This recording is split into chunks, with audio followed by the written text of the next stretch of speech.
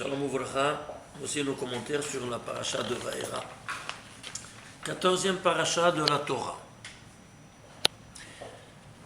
Commencez alors, toujours la paracha, elle prend le nom du premier mot qui commence. Mais c'est le deuxième verset. Tu dis, Vadaber Hashem Moshe, mort, en deux points, Vaera. Il s'est dévoilé à Abraham, à Israël et à Jacob sous le nom de Bekel Shakai. Ushmi Hashem, et mon nom, Yud Kevavke, l'onodati lahem. Je ne me suis pas fait connaître sous ce nom. Il commence comme ça. Alors, ça c'est la première présentation à qui? À Moshe Rabbeinu. Il te dit, Bekel Shakai, je me suis dévoilé à ce nom. C'est quoi? Alors, on va voir maintenant. Qui c'est Moshe? Moshe Rabbeinu, c'est le Gilgoul de Hevel, comme vous savez. Et qui c'est Paro? C'est un Gilgoul de Caïn. Vous devez savoir que dans chaque Gilgoulim, c'est écrit Caïn, deux points.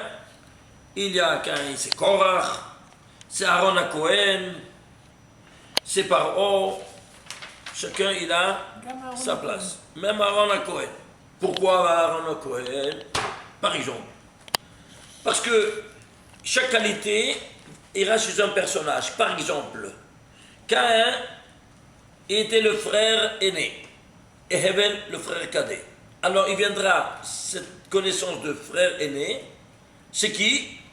Chez deux frères, Aaron et Moshe. Voilà, ici par exemple.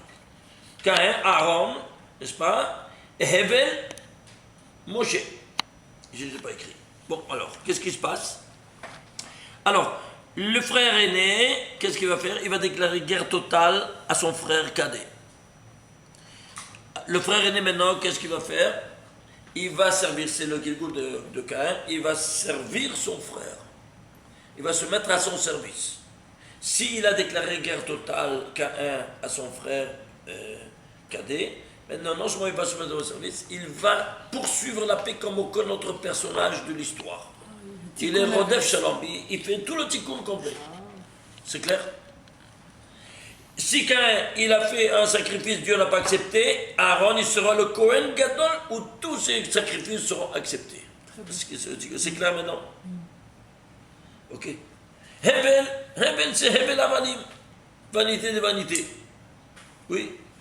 Et Moshe, qu'est-ce qu'il est? Anav Mikol Adam. Il était l'homme le plus humble de la terre. Oui, non. Hevel était un berger. Moshe était un berger.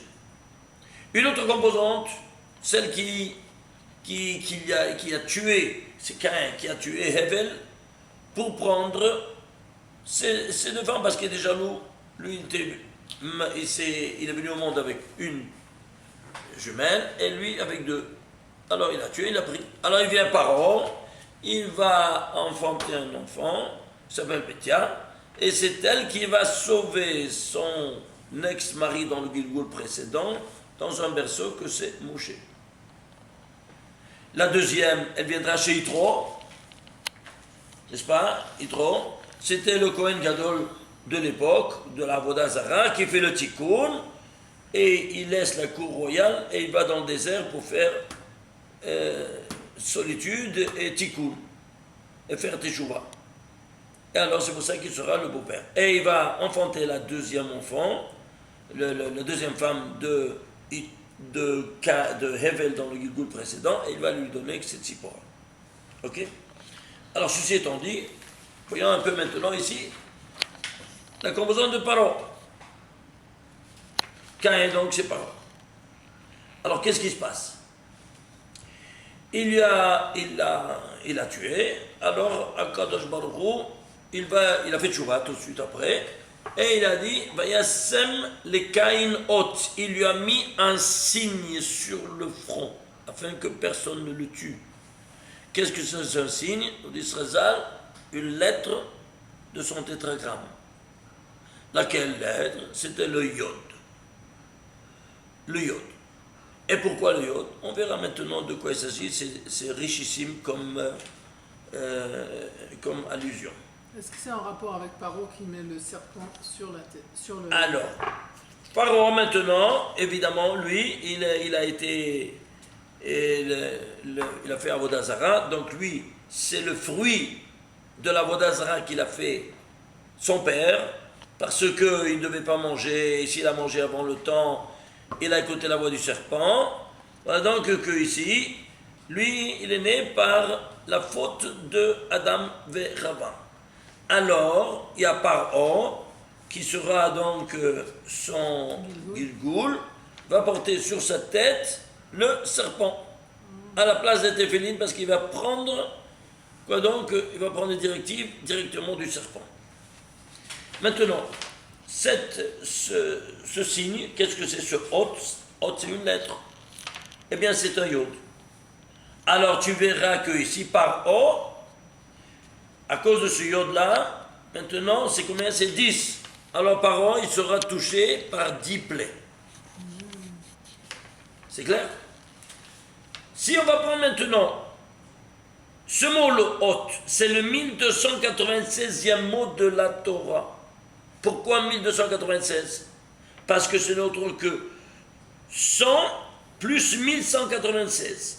C'est quoi 1196 et c'est quoi 100? 100, c'est le Samer même. C'est l'ange de la mort.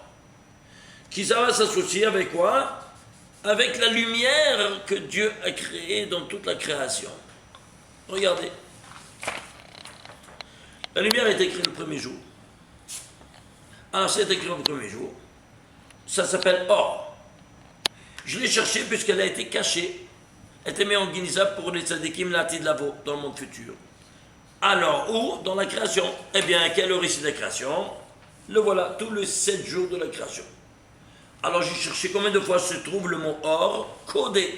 Je l'ai trouvé dans les récits des 7 jours, 1815 lettres, 598 fois en rien incident et 598 fois en rien réfléchi. L'ensemble des deux, 1196. Qu'est-ce qu'on a ici? On a ici cette lumière-là en 10. Pourquoi 10? Parce que le monde a été créé par divers créateurs que l'homme, il a profané avec sa faute. Qu'il y a exactement le même nombre de or et rien incident et rien réfléchi, un équilibre parfait. Avec ça, ça n'a rien à voir avec ça, parce que ça c'est Resh Vav Aleph, et ça c'est Aleph Vav Resh, et ce sont totalement des... Pour te montrer que quoi? Il y a 2 lumières dans le monde, incident et réfléchi. Le soleil et la lune. L'homme et la femme. Un qui donne et l'autre qui reçoit. Et il y a une égalité dans les deux. Pourquoi? Parce qu'ils sont en relation de complémentarité et d'interdépendance. L'homme et la femme. Alors c'est pour ça qu'ils sont à parité. Et qu'on ne vienne pas raconter que le judaïsme, il met de côté les femmes. C'est une lachonara gamour qui vont payer tous les gens qui disent que le judaïsme ne tient pas compte de la femme à égalité, à parité. Si on la met de côté, c'est pour la tsiniout qu'elle doit avoir, parce que c'est la plus grande qualité de la femme, de ne pas se mettre en relief. Elle doit réserver sa beauté seulement pour son mari, point final, et ne plus attirer les hommes une fois qu'elle est déjà mariée. Et c'est pour ça que on impose d'elle cette qualité qui est la plus haute, la plus élevée pour la femme. L'ensemble des deux, ça fait 1196. D'où ça vient la lumière? De Dieu, la source de lumière. Alors on voit comment il s'appelle. Yud, Ke, Vav, Ke. 26. Ah, mais il y a une dimension aussi cachée. Yod, tu écris Yod, Vav, Dalet. Le Vav, Dalet, c'est la suite de Yod, Yod, n'est-ce pas, du mot, du nom de la lettre, mais qui ne s'écrit jamais. Pas parce qu'elle ne s'écrit jamais, elle n'existe pas, elle existe toujours. Prenons en considération, regarde combien ça vaut. Yod, même pour le Hey, la même chose, pour le Vav, la même chose, pour le la même chose. La dimension cachée, c'est 46. La dimension dévoilée, c'est 26. Ça, c'est le correspondant d'un rayon incident, et ça, c'est le correspondant du rayon réfléchi. Alors, qu'est-ce que tu fais? Le papa et la maman, multipliez-vous. Pour ne pas jamais, ils doivent se séparer. Alors, 26 par 46, ça te fait 1196. Tu as ces 1196 lumières. Tout ça, ils connaissaient par cœur. Qui? Adam Arishon. parce qu'il a été créé dans ce contexte-là. Alors, quand il a vu que son fils, il a tué notre fils, le cadet, et il a fait tchouva, il lui a dit qu'est-ce qu'il avait le créateur. Et il a dit, il a accepté ma teshuva. Quoi? À ce point, la teshuva elle est forte.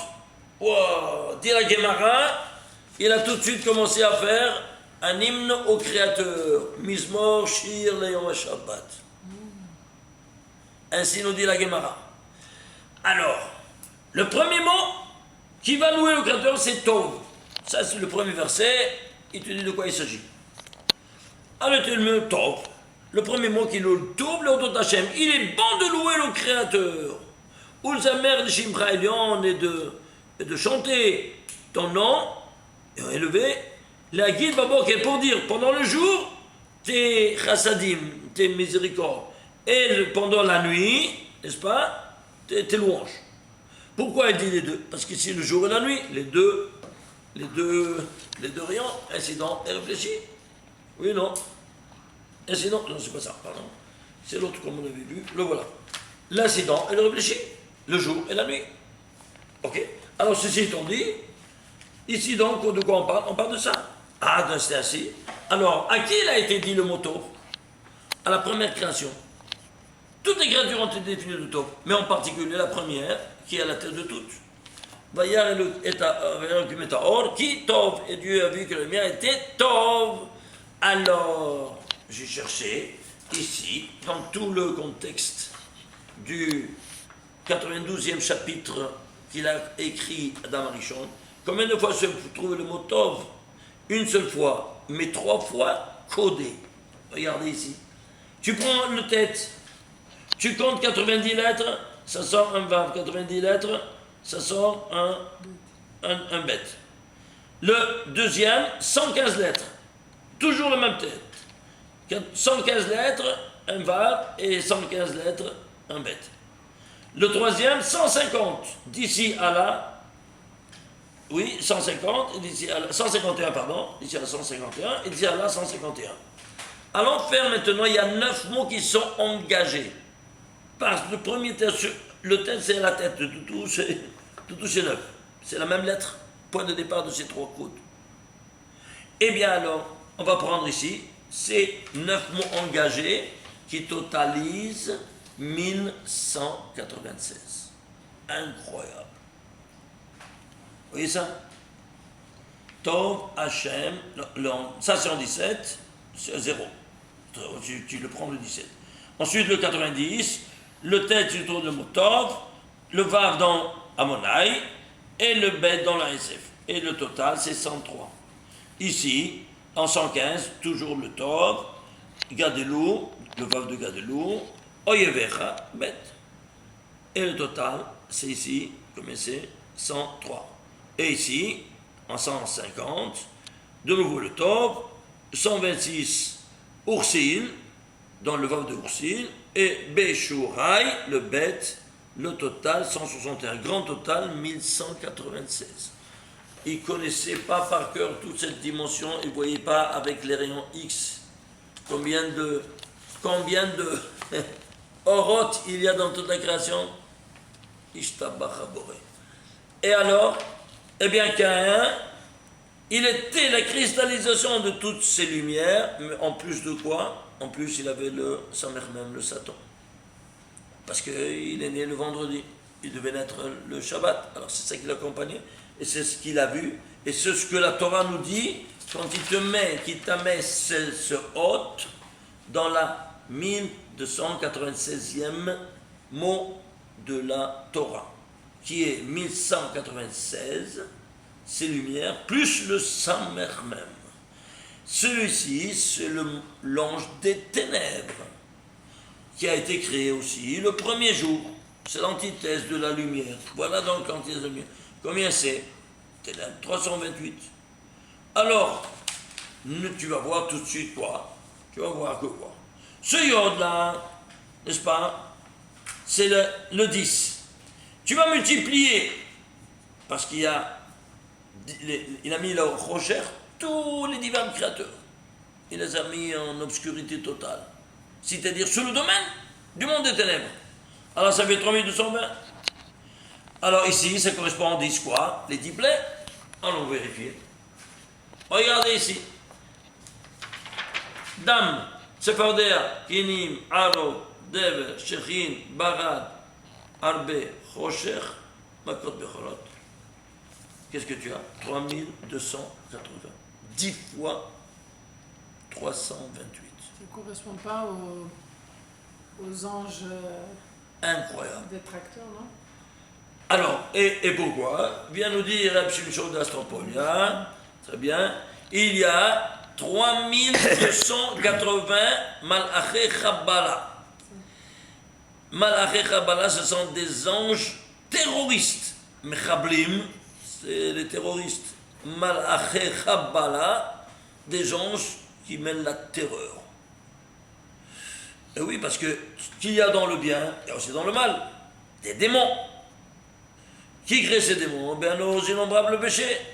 Alors voilà donc que combien il y en a? Il y a 3280, et tous les 3380, ils étaient ici, dans les 10 plaies qui ont eux-mêmes. C'est eux-mêmes qui ont fait ces 10 plaies. Ils sont mis au service ils sont toujours au service du Créateur. Mais c'est eux qui ont. C'est pas de la folie. Incroyable, hein? Alors, ceci étant dit, alors maintenant on va prendre, Rocher, c'est quand tu fais 320 et 8. Mais c'est le Chaf, il y a aussi une autre lecture. Vous savez que le Chaf, c'est Chaf final. Alors maintenant, il y a classe 2, ça c'est classe 1, tu as ce premier message. Classe 2, tu dois être plus rigoureux, tu dois compter maintenant si c'est une lettre finale ou pas. Lettre finale, Chaf vaut 500, 503 sont 800, 808. C'est quoi 808? C'est 8 fois 101. C'est quoi 8 fois 100? Ben, bien sûr, tu prends le guématre de Abraham avec le même Sophie, même c'est 600. Parce qu'après le Chaf, quelle lettre apparaît? Sophite. Et la finale, le même. Alors ça c'est 500, et le même Sophie c'est 600.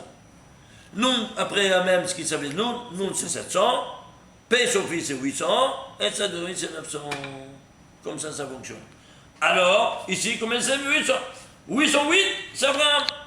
Et pourquoi c'est 8 fois 101? Qu'est-ce que c'est 101? Ben, prends le 101e nombre premier, comme vous savez, c'est 541, comme on avait écrit dans le livre du 14e volume, n'est-ce pas? Que Israël, c'est 541, c'est pour cela que Michaël, qui est 101, sera l'ange gardien d'Israël. Tous les deux sont des nombres premiers, et plus particulièrement 541, c'est le 101e nombre premier.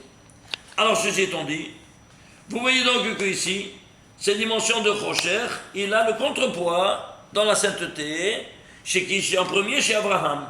Que c'est le premier qui a fait le Brit Mila, et le Brit maintenant, il sera, regardez comment ça fonctionne. Regardez. Ce Yod-là que vous voyez ici, qu'il était sur le front, Dieu l'a mis sur le front de Caïn, que personne ne le touche, parce qu'il a fait Teshuvah. Alors, ce Yod, c'est la profanation des Yod Mahamarot, les 10 verbes créateurs, qui seront de 2 catégories. 9 fois Vayomer Elohim, c'est écrit, Dieu dit, dès qu'il dit, il crée. Et une fois, à part, que c'est le premier verbe créateur qui s'appelle le premier verset de la Torah. Bereshit bara Elohim et Hashem ta'aretz. Tout le verset. C'est le premier verbe créateur, qui contient tous les 10 en fait. C'est clair? Comme en mathématiques, on a le 0 et les 9 chiffres.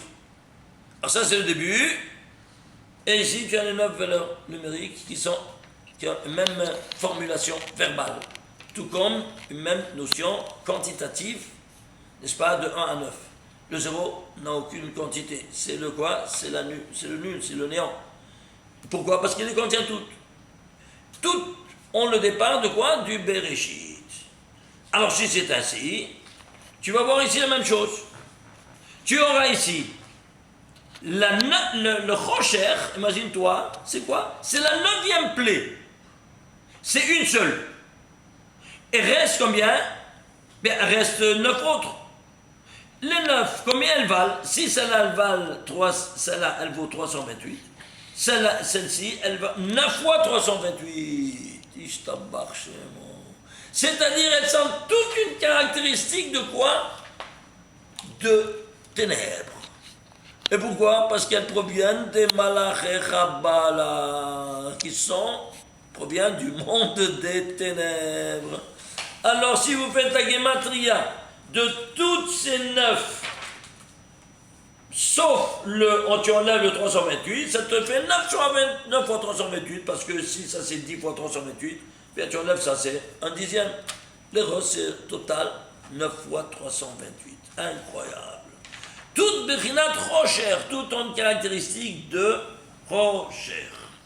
Maintenant, où est-ce que c'est le Rocher? Regardez ici, approchez-vous. Nous dit le Zohar qu'il y a 4 mondes métaphysiques. Et tout comme il y a 4 mondes métaphysiques, Atzilut, Beria, Yetzira, Asiya, qui sont animés par Yud, Ke, Vav, Ke, il y a aussi dans l'impureté. Et dans l'impureté, comment il s'appelle? Tohu, Babohu, Rocher et Tehom. Alors, ces trois forces du mal, elles ont le correspondant dans le corps humain. Le Tohu, dans la Orla, le prépuce qu'on enlève au 8e jour. Le Vavohu, tu dois faire la Piria, tu dois le dévoiler. Il y a encore une peau que tu n'as pas coupée et qu'il faut l'enlever. Et ensuite, le Rocher par la Metzitza. Alors, ceci étant dit, qu'est-ce que tu as? Regardez. Tu fais la Gematria d'un To, Vapocho et Rocher, ça te fait 758. Et c'est quoi 758? Ce n'est autre que 2 fois 379. 379, c'est un nombre premier, lequel 76e nombre premier. Et 76, c'est quoi? C'est 2 en puissance 2 par 19. C'est-à-dire, quoi donc? 2 en puissance 3, c'est-à-dire 8. 8 fois 19. Ah, c'est quoi 8 fois 19? 19, c'est l'équivalent de Rabat. Que pour enlever cette impureté-là, elle doit aller au 8e jour de sa purification au mikvé pour se purifier. Donc 8 fois Rava. Alors, elle se purifie de cette impureté corporelle. Rocher, il va te le dire même, la valeur numérique du Rocher. Rocher, c'est 328, on a dit. Tu sais quoi, 328? Ce multiple de 2 en puissance 3 par 41. 2 en puissance 3, c'est 8. C'est quoi 41? Traduit en lettres. 1, c'est Aleph. 40, c'est même M. Et c'est quoi Rava? La première mère. M. Kolchai. M. Kolcha, comme la Torah nous le définit. Rava qui a été M. Kolchai. Et alors, au 8e, elle est liée avec ce 8e. Pourquoi? Parce que c'est au 8e jour qu'elle doit se purifier. Pourquoi? Parce que si tu comptes la Malchut, elle est la sphère, la dernière des 7. N'est-ce pas? Des 7 inférieurs. Alors si tu remontes, qui les a engendrés? La Bina. La Bina, c'est la 8e. La 8e sphère d'en bas. Alors c'est pour ça que le 8e sphère d'en bas, c'est la Bina qui les a engendrés toutes les 7. Et c'est pour ça qu'elle doit se purifier. Je rentre déjà à la première heure de la 8e journée pour enlever son impureté corporelle, ce rocher qui la domine. L'homme, il fera ça au 8e jour de son existence. On a enlevé ces 3 clipotes, ces 3 écorces, ces 3 forces du mal, et il se libère. Alors, allons voir de faire la Gematria. Une fois pour toutes, lui. Lui, une fois pour toutes. Donc Elle, chaque mois, jusqu'à ce qu'elle a ses règles. C'est clair ou pas? Parce qu'il a entraîné toute cette ce balagan. C'est Rava, c'est pas l'homme. C'est juste tout bas. Alors lui, il le fait une fois, au 8e jour de sa vie. Point final, stop, c'est terminé. Mais elle, chaque mois, pourquoi? Chaque renouvellement de la Shekhinah, elle doit se renouveler elle-même aussi également. Qu'est-ce que ça veut dire renouvellement de la Shekhinah? La Shekhinah, c'est la Malchut. Il y a 2 dimensions métaphysiques. Kucha Berichou et la Shekhinah. Kucha Berichou, c'est quoi? C'est comme c'est le roi. Et la Shekhinah, c'est la reine. Un qui donne, l'autre qui reçoit. Qui vont se cristalliser ici dans le papa et la maman. C'est pour ça que chacun, il a une couronne. Quelle c'est cette couronne? Les téphilines. Alors toi, mon frère, tu vas apporter tes téphilines. Et ta femme aussi doit pas devenir, ah mais ta femme elle est exonérée, alors qu'est-ce que tu fais? C'est toi qui vas aller prendre sa place. Comment elle s'appelle les téphilines de l'homme? Eh bien, ça s'appelle Rabbi Mouta. Et comment celui de la femme? C'est Rachi. C'est pour ça qu'il doit te demander toi à la place de ta femme. C'est clair maintenant? Et puisqu'ils sont inséparables, c'est pour ça que le Zohar nous dit qu'il doit les remettre ensemble. Bon, ça c'est un autre domaine, on ne va pas rentrer en détail, mais seulement ici, allons voir ici quelque chose de spectaculaire. Allez faire les Gematria de Orla 311, Péria 365, Messissa 235, ça fait 911. C'est la Gematria du mot Réchit. C'est quoi Réchit? Commencement. Ah mais le premier mot de la Torah, il manque le bête. Pourquoi? Et ce bête, il est en majuscule. C'est-à-dire que il est en majuscule, pourquoi? Pour te dire, il y a 2 fois Réchit. C'est quoi 2 fois Réchit? Eh bien, tu as deux moments dans ta naissance. Un, naissance biologique, et la deuxième, quand tu deviens juif, parce que seulement à travers le bride que tu deviens juif, ta véritable naissance, pas à partir de ce 8e jour. C'est clair? Alors, ceci étant dit, combien ça vaut le total? 911. C'est quoi 911? En mathématiques, c'est un nombre premier. Lequel? Le 157e nombre premier. Et c'est quoi 157? Ben oui, c'est un nombre premier, oui. Mais n'oublie pas qu'il y a ici le bête qui a la tête de récite. Alors il y a deux des commencements. Alors tu vas multiplier 2 fois 157. Ça devient combien? 314. C'est quoi 314? Eh bien, traduit en lettres, Shin, Dalet, Yod. 310 et 4, 314, le nom de Dieu qui s'est dévoilé ici. Dès le départ, il dit, je me suis dévoilé à tes pères, Abraham, Isaac et Jacob, dans le nom de quel? Shakai. Alors, pourquoi il s'est dévoilé? Parce que avant le bride, qu'est-ce que tu es? Tu es un démon. Comme ça dit le Zohar. Regardez ici. Suivez-moi.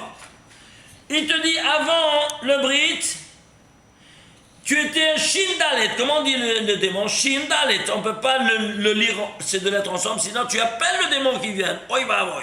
Alors c'est pour ça qu'on appelle Shindalet. Ça va pas. Comme ça, il ne vient pas. Et on sait de qui on parle. Et c'est quoi le Shin et le Dalet? Regardez. Vous voyez, ça c'est un homme. Vous voyez, tu lèves les bras au ciel, ça fait un Shin. Les 2 bras et la tête et le cou, ça fait le 3e Vav, n'est-ce pas? 3 Vavim qui font l'iconographie du Shin. Le Dalet, c'est quoi? Eh bien, c'est le signe nazi. Voilà, tu vois ici? Incroyable! Les nazis, ils connaissaient bien ces choses, c'est pour ça qu'ils ont choisi ce salut-là de nazis. Shindalit, les nazis, comme ça, ils saluent, oui, non? Et voilà, pourquoi? Parce que c'est dit le Zohar il y a 2000 ans de ça. C'est un démon. Il s'est dévoilé à nous, au monde entier, qui c'était ces nazis, des démons. En chair et d'os. Et après, qu'est-ce que tu vas faire? Ce yod-là, que tu as profané, c'est du nom de Dieu, eh bien, tu vas le dévoiler à travers le Brit Mila, et en particulier, juste quand tu fais la 3e opération, avec la Messitza. La Priya, il se dévoile, et la Messitza, tu le purifies de son rocher. Donc, tu deviens quoi? Après, au 8e jour, en dévoilant le yod, tu n'es plus un Shindalet, tu es Shindalet Yod, le nom divin, Shakai. Ishtabach Shemo. C'est pas incroyable? Vous voyez ça? L'histoire, l'historique qu'on dévoile aujourd'hui, qui sont les Shindaletim. Et c'est pour ça qu'on ne peut pas enseigner la Torah à un incirconcis. On n'a pas le droit. Et venu chez Rabbi Shimon un converti, il veut je me convertir. C'est vrai, convertis-toi, mais je peux pas tant que tu n'as pas fait le Brit Mila. Je ne peux pas t'enseigner. Et pourquoi? Parce qu'il est imperméable à tous ces secrets de Kabbalah. Si ça dit imperméable, tu es un imperméable parce que tu peux te mouiller sous la pluie. Non. La même chose ici.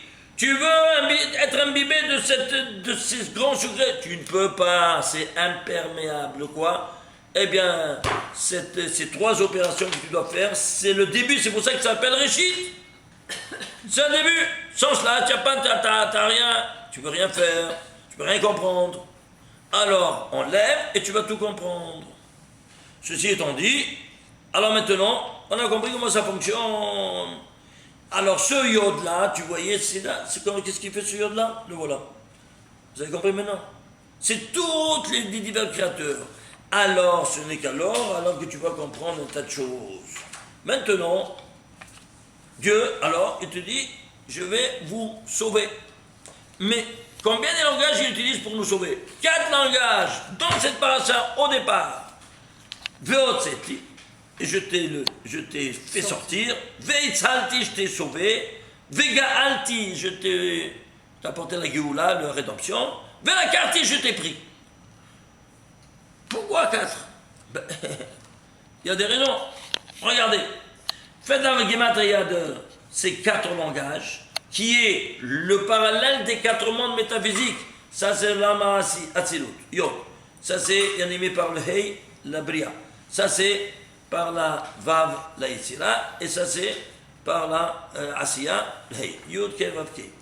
Le total, ça fait 2063. C'est quoi 2063? Je ne sais pas. Alors, tu peux le diviser. Non, un nombre premier, lequel? 312e nombre premier.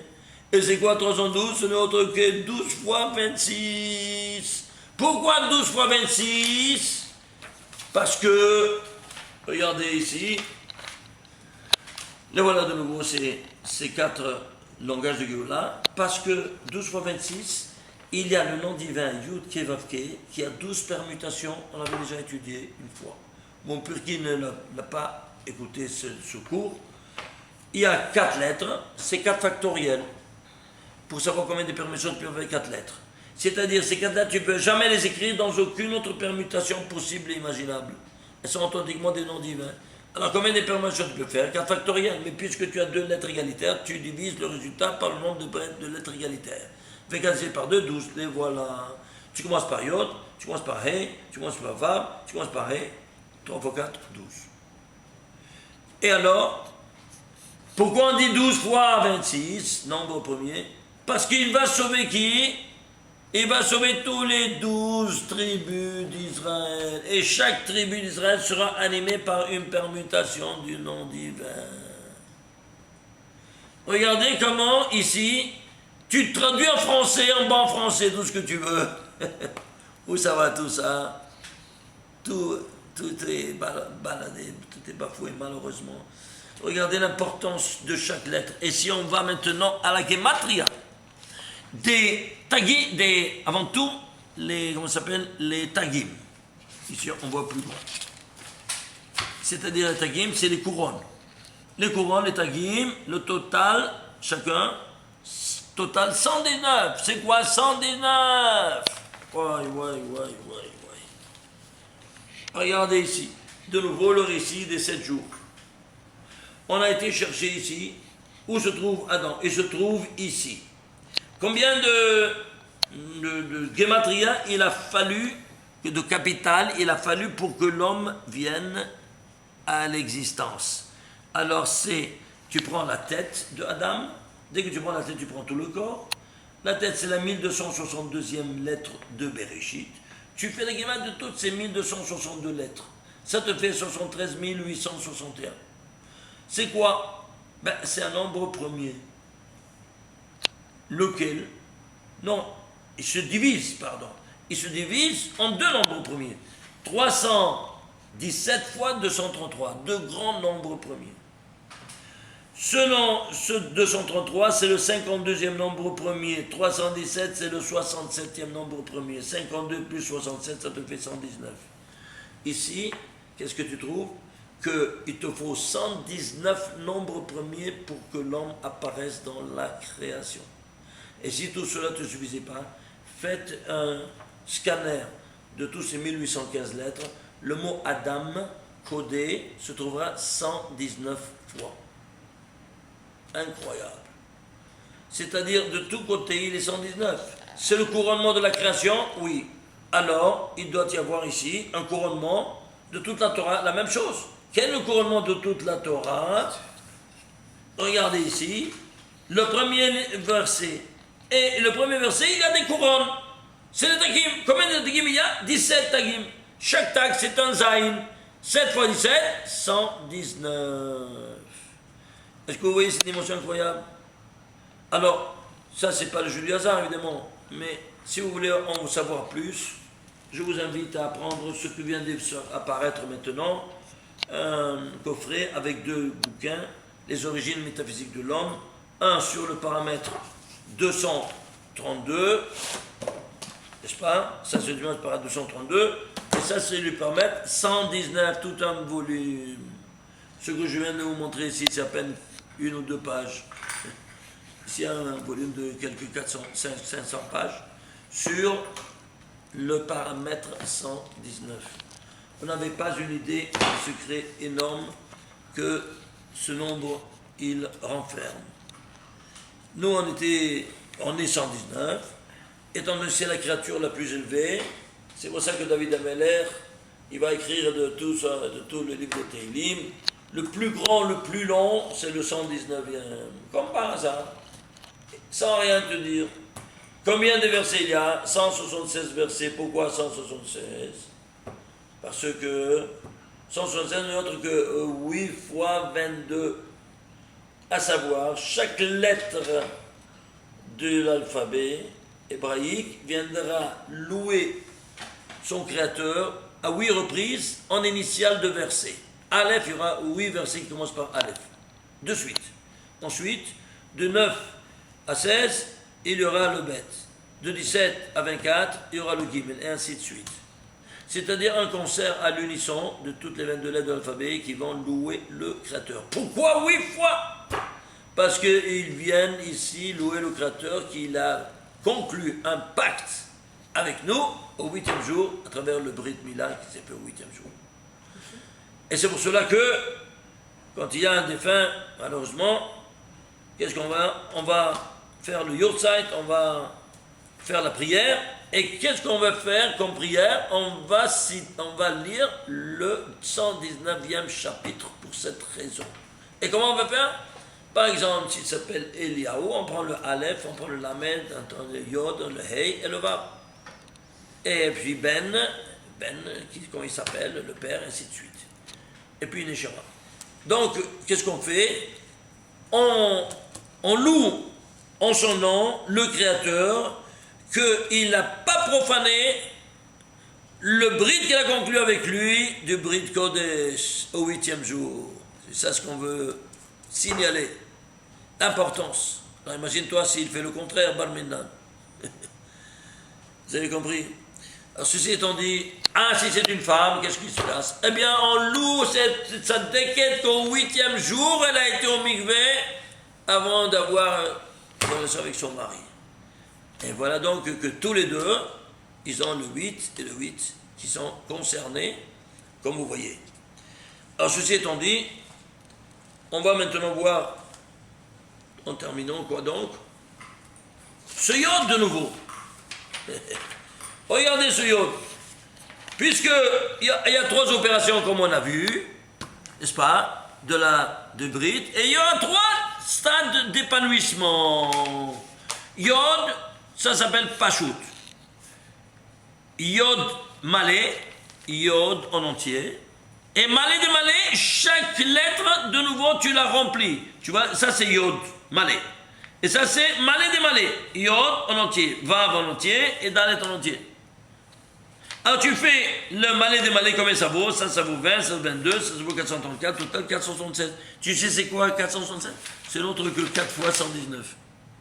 Je t'embarque chez moi. C'est-à-dire, tu retombes sur tes pieds de retrouver quoi?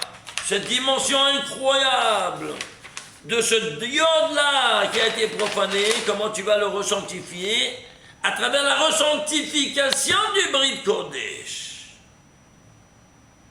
C'est clair maintenant? Ça c'est... Vous n'avez pas une idée combien de... Et si on n'est pas encore entré ici dans la gematria des voyelles et leur total et qu'est-ce que ça ressort. C'est toute une étude qui se trouve ici n'est-ce pas?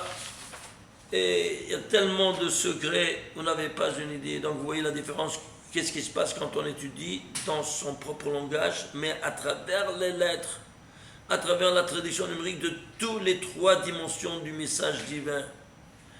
Les lettres, les tagim et les voyelles. Et encore, il y a une quatrième dimension qu'on ne veut pas entrer parce que c'est encore plus élevé, le plus élevé de tout. C'est quoi le quatrième dimension? C'est les théramim, c'est-à-dire les notes musicales. Aïe, aïe, alors là, ça explose tout. Bon, pour l'instant, restons là. Et là, on est dans la période des Shovavim maintenant. On est dans la période totale des Shovavim et donc du Tikkun, de Peidalet Ta'aniyot, des 84 jeûnes qu'on doit faire pendant ces semaines qui vont de Parashat Shemot jusqu'à Purim.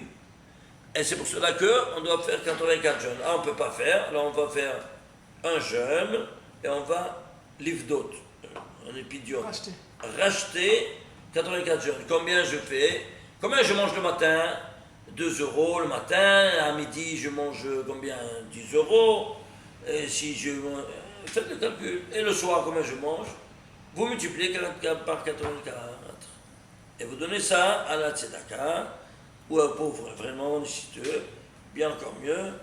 Hein, ben si tu ne trouves pas, tu donnes ça dans un collège où on étudie la Torah. Et s'il étudie le Sot encore plus particulièrement, tellement c'est important, parce que ça alimente toutes ces dimensions d'enseignement ésotérique qui nous manquent à notre génération. Et la Géoula, nous dit Rabbi Shimon bar Yochai, elle vient seulement si tu dis le Sot. Je te libère, Ifkun be min galuta, comme ça dit le soir, je te libère si tu dis le Sot. Et pourquoi? Parce que vous voyez que quand tu mets en relief toutes ces valeurs, alors tu pourras aimer ton Créateur, mais comme il se doit. C'est-à-dire quoi? Comment tu peux aimer le vide? Tu ne comprends pas, tu ne vois rien. Mais quand tu étudies ces choses-là, tu le vois, tu le vis intensément. Ce qui fait donc que la différence, elle est fondamentale. Shamaim va'aretz, quand on étudie le Sot par rapport à un qui n'étudie pas que en français. Amen ve Amen. Shabbat Shalom u'mevorach.